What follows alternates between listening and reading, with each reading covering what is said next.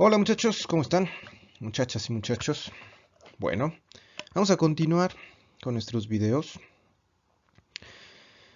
En esta ocasión, y como aviso, tenemos el tema 3.2.0, que es Juárez y Maximiliano. Ya les había comentado que iba a tratar de hacer segmentos más cortos, por un lado, y dos, el temario que abarcaba demasiados temas, lo quería concentrar más, pero es prácticamente imposible. Y hay muchos datos que me gustaría compartir con ustedes, no dejarlos simple y sencillamente porque así pasó la historia y tan tan, ¿vale?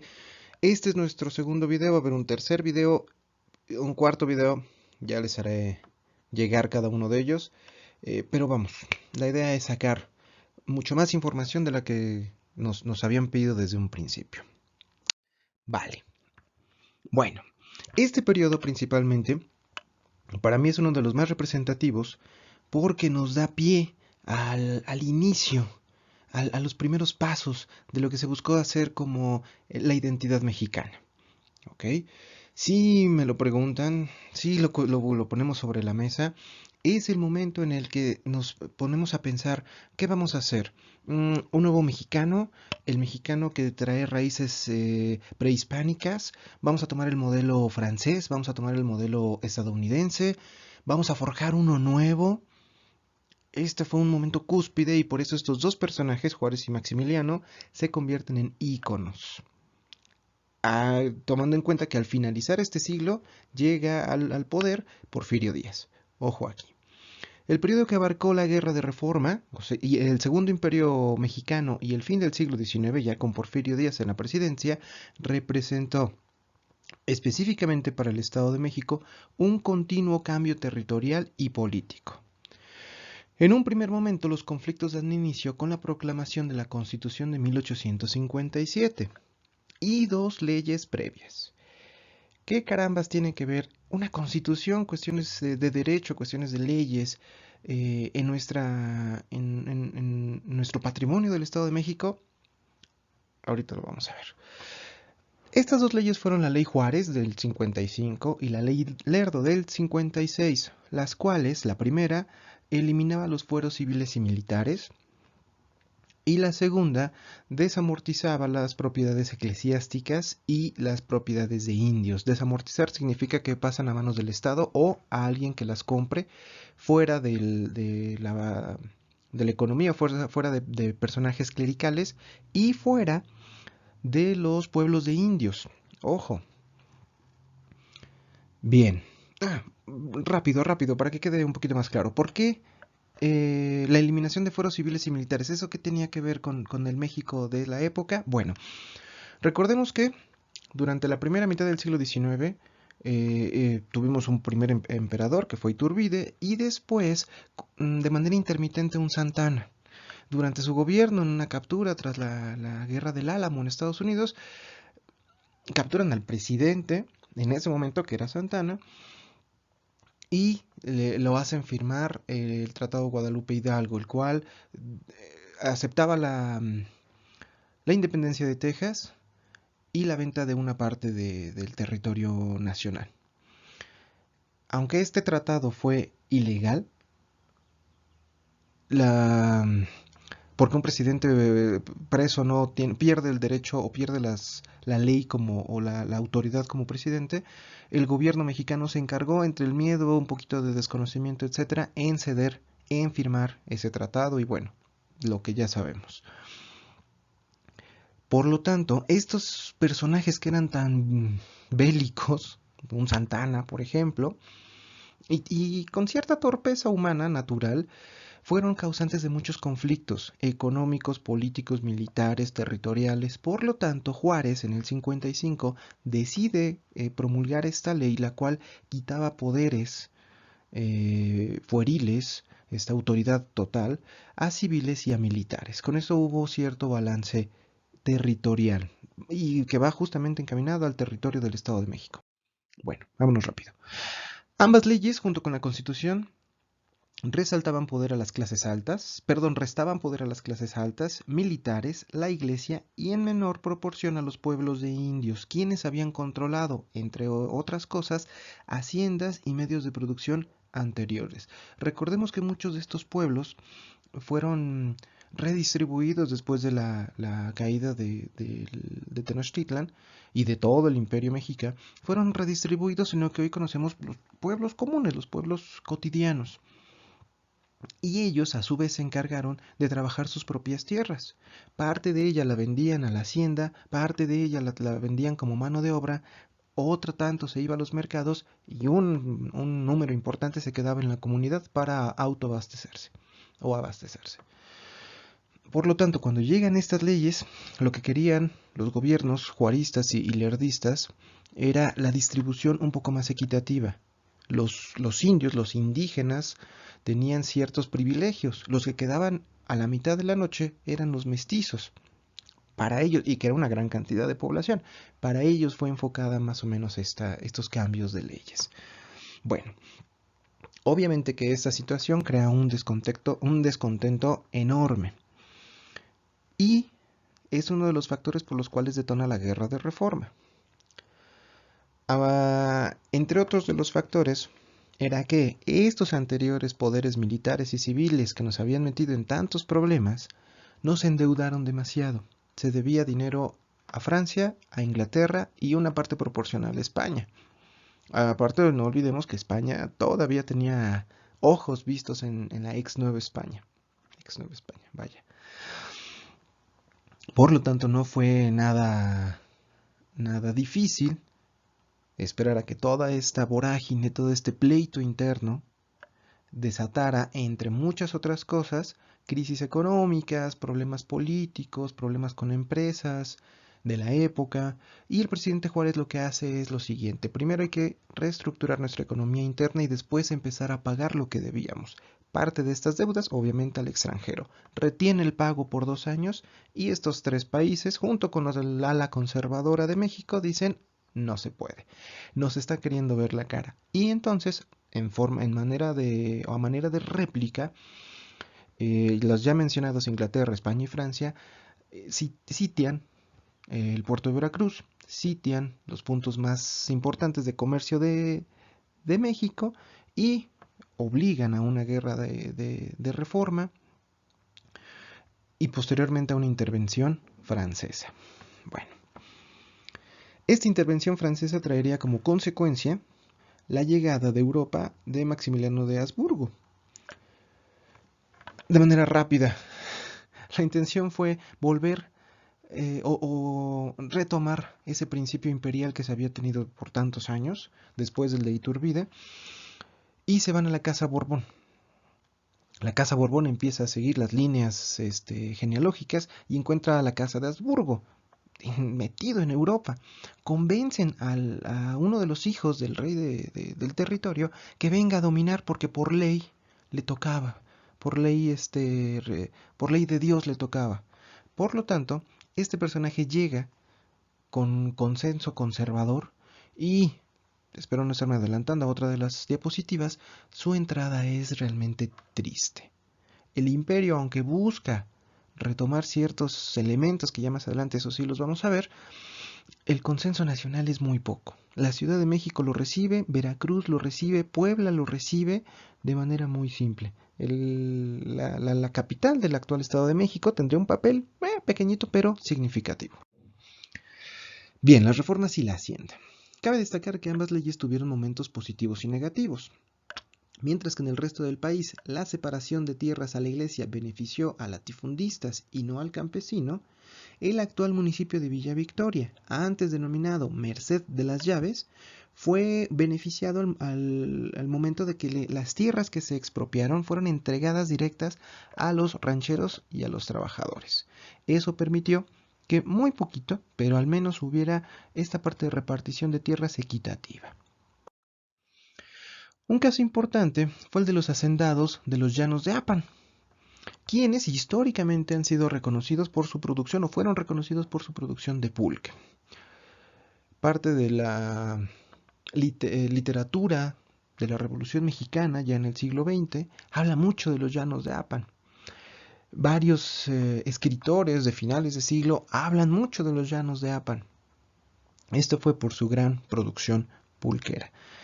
Y territorialmente los llanos de Apan formaban parte de la intendencia del distrito, del Estado de México. En algún momento ese espacio fue parte del Estado de México. Bueno, debido a las reformas en marcha, los hacendados reprochaban el costo de las alcabalas. Las alcabalas eran impuestos, el término viene desde la época virreinal, que ascienden al triple que el promedio general.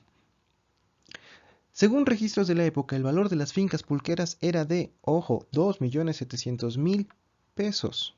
Su producción era enorme, sus ganancias eran grandísimas.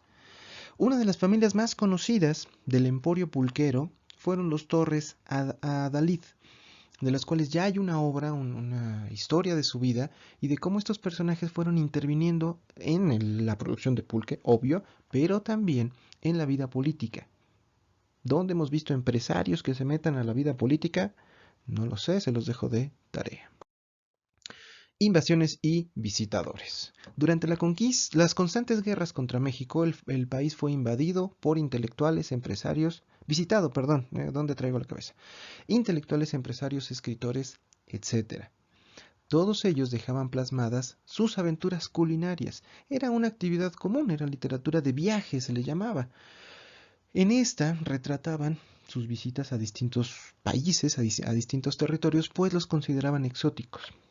Ojo, no cualquiera podía hacer estos viajes, eran muy costosos, muy largos y muy peligrosos, tanto en el aspecto de robos, de asesinatos por cualquier vándalo, como por las enfermedades. Esto tomó relevancia internacional, pues era la forma en que se vería el mundo, en la que vería el mundo a México. Este sentimiento de cómo me ve el mundo ha sido muy importante para el país. En varias ocasiones, los distintos tipos de gobierno que tomó durante el siglo XIX y todavía durante finales de la Revolución, países como Estados Unidos no reconocían el gobierno de México. Europa no reconocía el gobierno de México. ¿Por qué? Porque éramos, o somos, conflictivos, no hacíamos consenso, veníamos de una tradición prehispánica que todavía nos antecedía demasiado. Bueno, debido al sui generis de la comida mexicana, otro aspecto también por el cual éramos un poquito denostados, este tipo de gustos dividió tanto al país ideológicamente como a sus visitadores. Por ejemplo, vamos a hacer una retrospectiva muy rápida en su post-it del lado izquierdo, el amarillo, veme a fuerzas. En 1848, México pierde parte del territorio. En el 61, los franceses invaden México.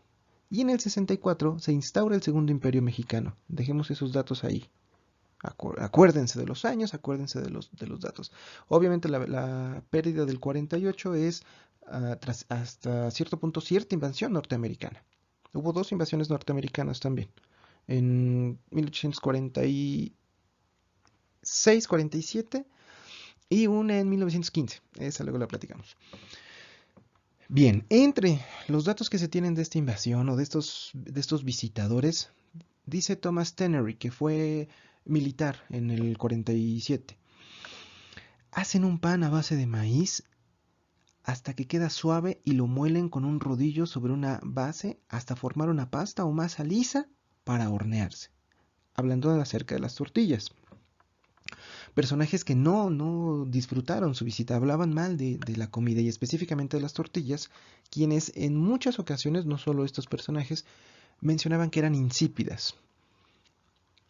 Habría que hacer un análisis sensorial, un gusto, una percepción de si una tortilla simple, sin sal, sabe, es poco oloroso, poco sabrosa. Yo lo dudo, pero bueno. Otro personaje, Lucien Viard. Cualquier europeo recién desembarcado se hubiera echado para atrás ante los manjares de asquerosa fragancia y demasiado picante.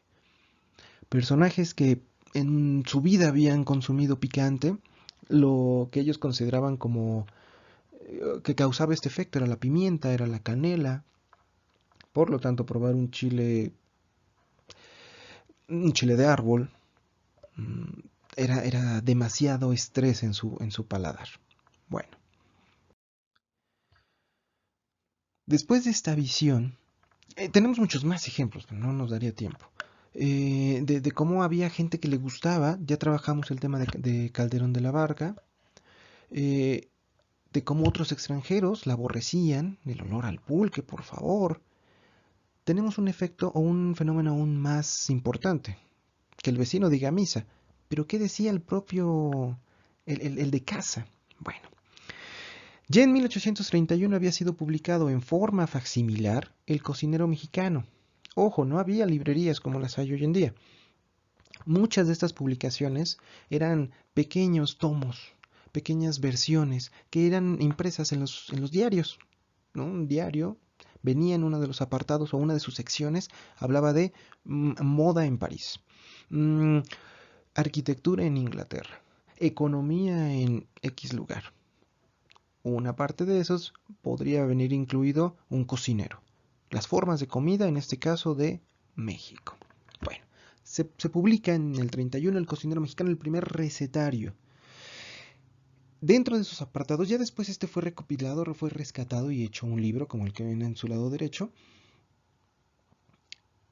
Y este fue dividido por entradas, ensaladas, platos fuertes, carnes, pescados.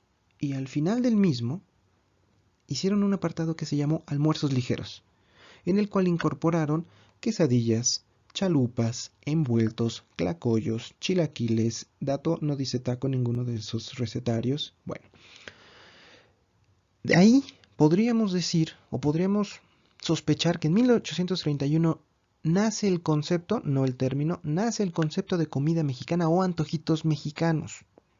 Ojo, el cocinero mexicano no era de cocina mexicana.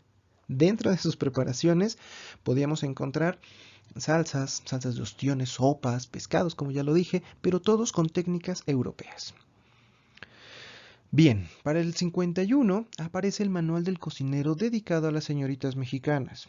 Este tenía una intención doble.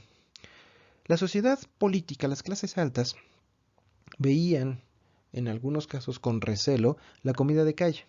En México, en la Ciudad de México, siempre se vendió comida callejera.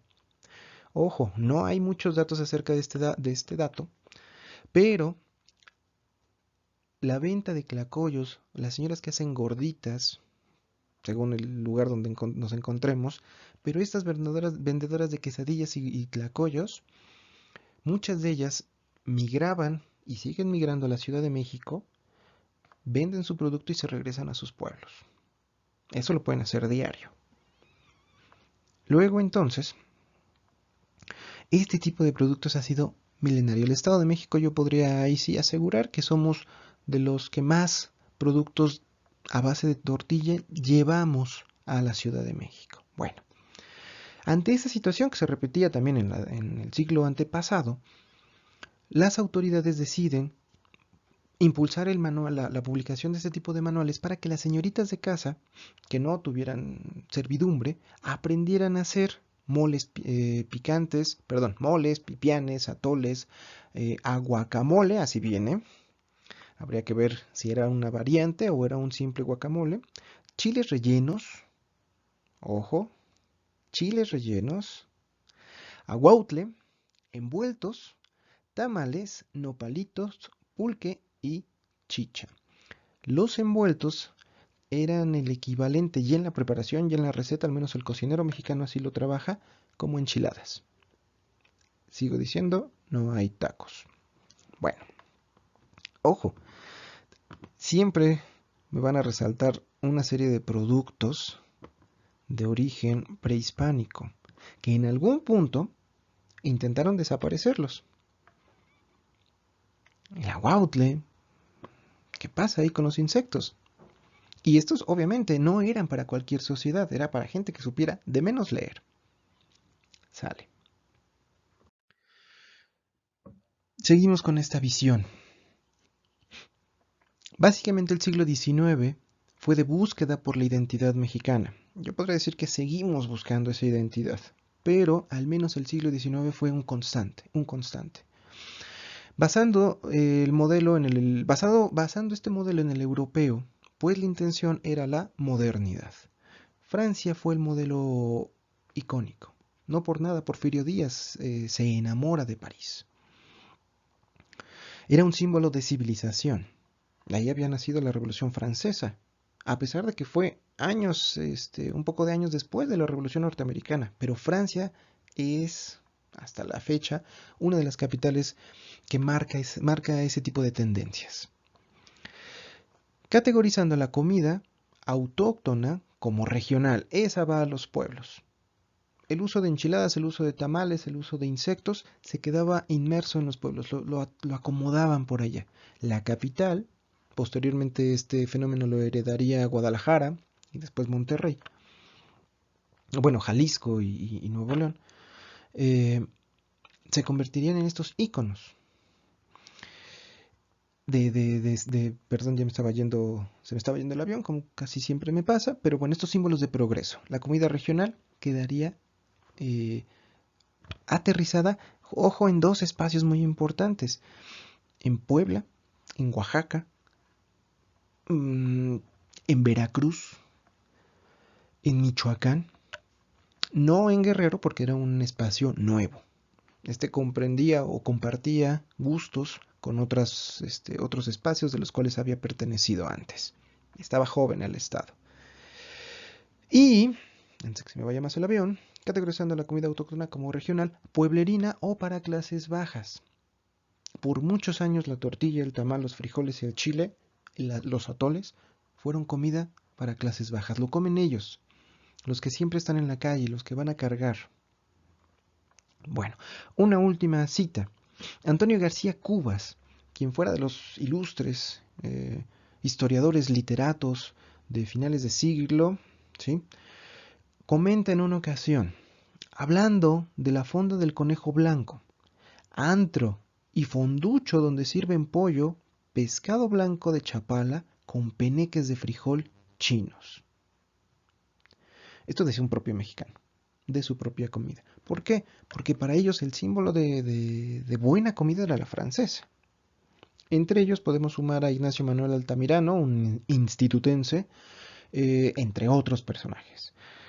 No hay que olvidar que el propio Benito Juárez promulgó ciertas reformas agrarias para que se eliminara la producción de maíz y se sustituyera por trigo. Esto se repitió muchos años después, por ejemplo, en el gobierno de Lázaro Cárdenas.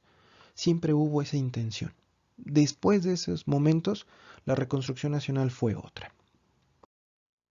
Bueno, olvidé mencionarles el tema del libro que aparece en medio, Los bandidos del Río Frío. Una obra bastante pesada, son bastantes cuartillas, es una novela. No soy fan de las novelas, ya lo saben, pero en este caso la obra está llena de referencias gastronómicas.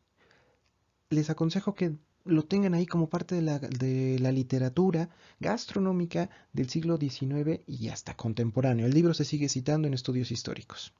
Bueno, vámonos. El Segundo Imperio Mexicano. El gobierno de Toluca será el primero en organizar un Te Deum, que es una misa de agradecimiento. Esto se da después de que ya los conservadores logran traer a Maximiliano. Juárez sale, bueno, no corriendo, pero sale huyendo de una manera con las leyes de reforma, con la Constitución del 57. Se embarca por decirlo de alguna manera, se sube a un carruaje negro que está expuesto en el castillo de Chapultepec y emprende la huida hacia el norte. Este movimiento fue para garantizar que no fueran destruidas las leyes y conservar el gobierno de manera itinerante. Bueno, después de esta llegada, Toluca hace el primer agradecimiento, la primera festividad fuera de la capital, y tiempo después recibiría la visita del emperador y su esposa, aquí en las calles, bueno, allá en las calles de Toluca. Lamentablemente para los conservadores, Maximiliano tiene una ideología liberal. ¿Esto qué quería decir? En el momento que compartía tal vez ideas, pláticas o teorías con Benito Juárez. Dentro de estos cambios, dentro de estas políticas que llega a implementar al nuevo imperio mexicano, es el reconocimiento del pasado prehispánico, la distribución de tierras, el reconocimiento a personajes liberales de la literatura. Esto cambió el panorama para los conservadores porque pensaron que era su gallo y de repente se les cayó.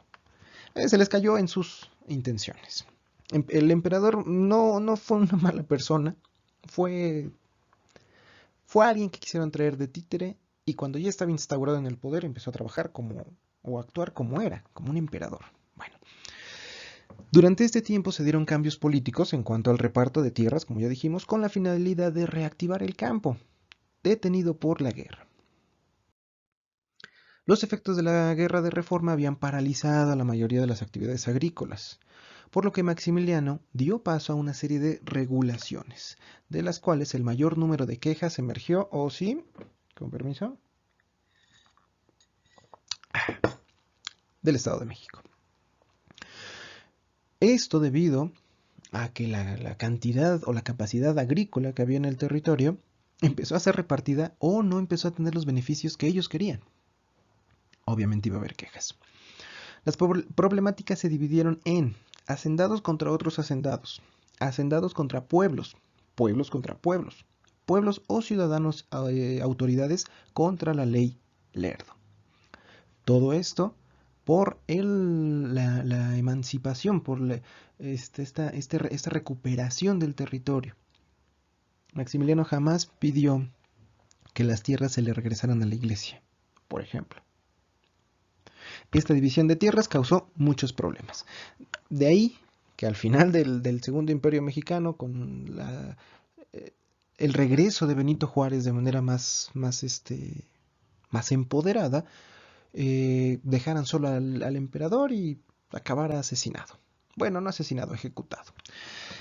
Ok, las actividades económicas, aunque escasas, continúan como años anteriores. Publicaciones imperiales. Durante este espacio, durante este momento imperial, también se le dio cierto impulso al cocinero, a los recetarios. No me gusta decir recetarios en esta época, pero sí, a los recetarios del momento. Y fue probablemente un boom, porque llegó mucho, o se distribuyó mucha información. El proyecto civilizatorio buscó cambiar ambos mundos de manera más, combinar, perdón, ambos mundos de manera mucho más amplia. Por ejemplo, en el 64 publican El novísimo arte de cocina. Del 65 al 67 se da de manera periódica la publicación del calendario del cocinero, en la cual, y este se me hace bastante importante, en la cual se va dando, de acuerdo a la temporada agrícola, un producto a desarrollar o a preparar, cosa que deberíamos de hacer en la actualidad. 65.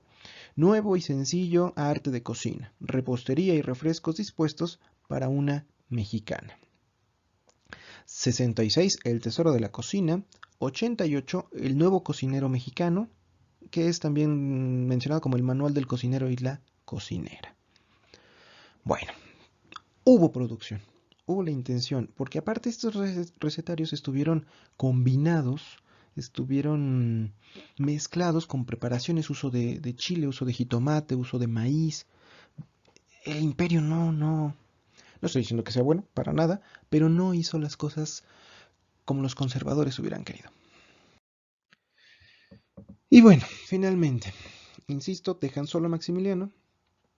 Él toma una parte de la fuerza militar y se embarca a combatir a Juárez. Llega un punto en el que quedan en Querétaro, en uno de los monasterios de Querétaro, olvidé su nombre, pero quedan ahí atrapados.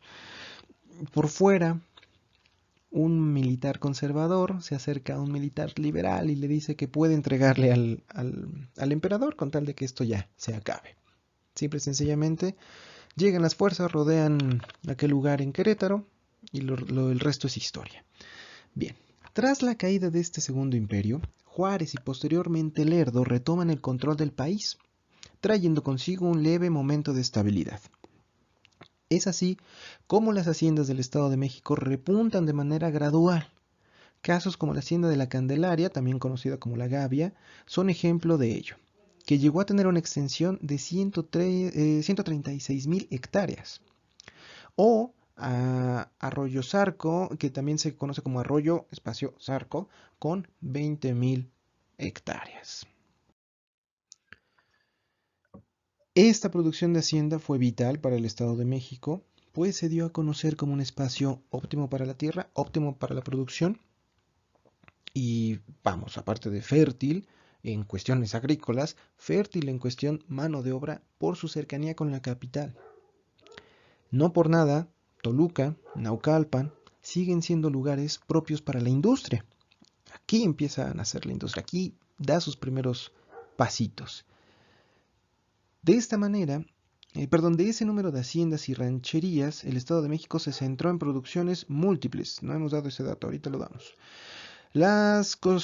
Cosechaban maíz, trigo, cebada, haba, papa, entre otros cereales, explotando ganado mayor y menor. En un tercer peldaño podemos clasificar las productoras de pulque, hortalizas, frutas, madera, textiles, de lo que después se haría bastante más grande esta industria, y el curtido de pieles, que todavía en la ciudad de Toluca se seguía viendo, o se sigue viendo hasta la actualidad. Ok, ¿qué haciendas había? La Gavia en la Almoloya de Juárez, que tenía una producción de ganado vacuno, caballar y mular, trigo, madera, zacatón, cebada y maíz. Ojo con la cebada. Arroyo Zarco, o Arroyo Zarco, en Aculco, con ganado, agricultura y textil. Recuerden en qué producto, es famoso Aculco. Quesos. Hacienda de la Cofradía, también en Aculco, con trigo y maíz. Hacienda de Dolores Ñado, con maíz, cereales, carbón vegetal. Y Molino del Rey en Texcoco con trigo. Posteriormente, en realidad Molino del Rey era un molino que surtía o realizaba esta actividad con todo lo que se produjera a su alrededor. Ya después se centró un poco y entre los productos más importantes fue el trigo. Me centré en las haciendas porque obviamente de aquí parte mucho de la producción alimentaria. Durante el último cuarto del siglo, el tema del trabajo de la tierra era el siguiente. Podemos ver cómo, vamos a poner nuestro lacercillo, cómo las haciendas tuvieron un incremento precipitoso entre estos primeros años, hasta llegar a cerca de 1200 haciendas, con la estabilidad. Seguramente ya existían, este dato me faltaba aclararlo, seguramente ya existían, pero todos estos datos que presentamos, o que presento en esta gráfica, son el resultado de los análisis hacendarios, que ya alguien más lo hizo, yo solamente lo cité, también no me quiero robar el crédito, y que obviamente las haciendas que pagaban impuestos eran las registradas. Seguramente en este punto más alto hubo una aplicación más enérgica de las leyes o hubo alguna gratificación. Habría que analizarlo un poco.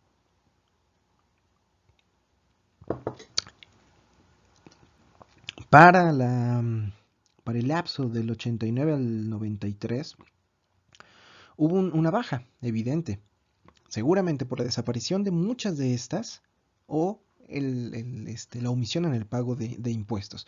La intención es ver cómo la producción de la hacienda fue muy importante.